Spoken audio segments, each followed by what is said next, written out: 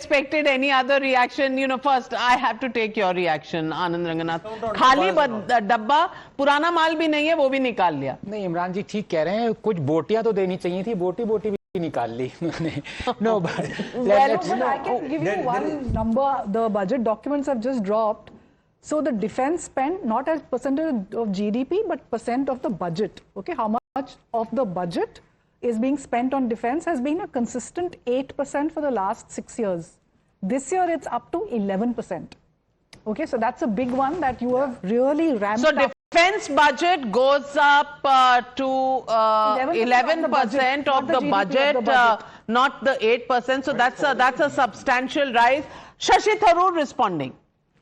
वो तो होना चाहिए, वैसे भी फिशरीज में हमें कुछ बेनिफिट होना चाहिए, लेकिन जब शिप रिपेयर के बारे में बोला और वाराणसी और पटना के बारे में बोला, केरला के बारे में कुछ नहीं सुन सका, तो ये सब हमें जरा सा आश्चर्यजनक है. लेकिन ये भी कहूँ कि शायद डिटेल्स बजट डॉक्यूमेंट में होंगे, हम पढ़ा नहीं, अब तक सिर्फ भाषण सुने हैं. भाषण में तो बहुत कम डिटेल्स है जो हमें जरूरी है.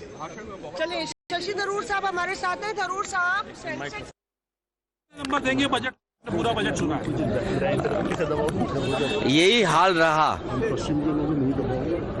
तो लोहे पर पीतल चढ़ा करके जेवर बनाने पड़ेंगे.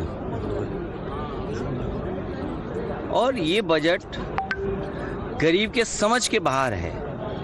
जो बुनियादी चीजें हैं, शिक्षा, स्वास्थ्य, आप सोचिए उत्तर प्रदेश का हाल आपने सुना होगा, देखा होगा. पोस्टमार्टम होना है किसका, और पोस्टमार्टम के लिए ले किसको जा रहे हैं. ओटी में जाना किसको था, ले किसको जा रहे हैं. ये तो स्वास्थ्य व्यवस्था का हाल है. और शिक्षा का हालत ये है कि बिना शिक्षा के हम विकसित भारत कैसे बनाएंगे.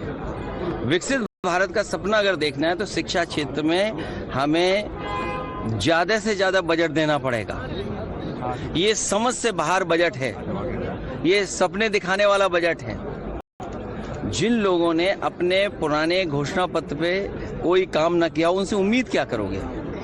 बीजेपी से उम्मीद ही नहीं तो बजट से उम्मीद क्या करेंगे.